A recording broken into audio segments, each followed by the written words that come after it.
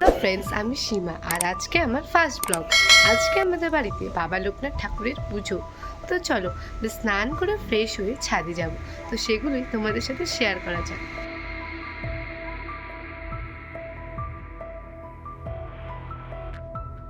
এটা আমাদের বাড়ির মন্দির। আমাদের মন্দিরে বাবা ভোলানাথ, বাবা লোকনাথ, গোপাল ঠাকুর আরও অন্যান্য ঠাকুর আছে। আমরা সব ঠাকুরেরই পুজো করি। তবে আজ বাবা লোকনাথের 134তম তিরোধান উদযাপন করছি। আমাদের বাড়ির ঠাকুর খুবই জাগ্রত, যে যা মানত করে সবই পূর্ণ হয়। ঠাকুর মশাই এসে পুজোতে বসেছেন।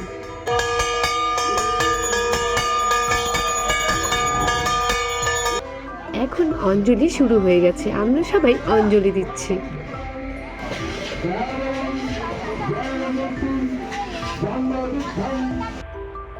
এখন যজ্ঞ হচ্ছে। এখন পুজো সম্পূর্ণ হলো। হর হর মহাদেব, জয় বাবা লোকনাথ। সবজি কাটতে কাটতে মা কাকিমাদের প্রচণ্ড গরম লেগে গেছে, ফ্যানের হাওয়াও কাজ হচ্ছে না। পরে ঘর থেকে কুলারটা ছাদে নিয়ে গেলাম, তখন দেখলাম সবাই আরামে সবজি কাটতে পারলো।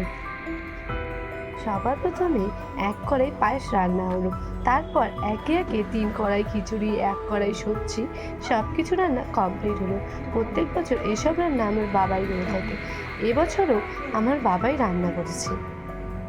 তারপর প্রসাদ বিতরণের পর্ব শুরু হলো। তোমরা যদি এমন আরও পুজোর ভিডিও দেখতে চাও তবে আমার ইউটিউব চ্যানেলটি সাবস্ক্রাইব করবে আর পাশে থাকা বেল আইকনটি ক্লিক করবে। যদি আমার এই ভিডিওটি ভালো লেগে থাকে তাহলে অবশ্যই একটা লাইক, কমেন্ট আর শেয়ার করবে, আর সাবস্ক্রাইব করতে ভুলবে না।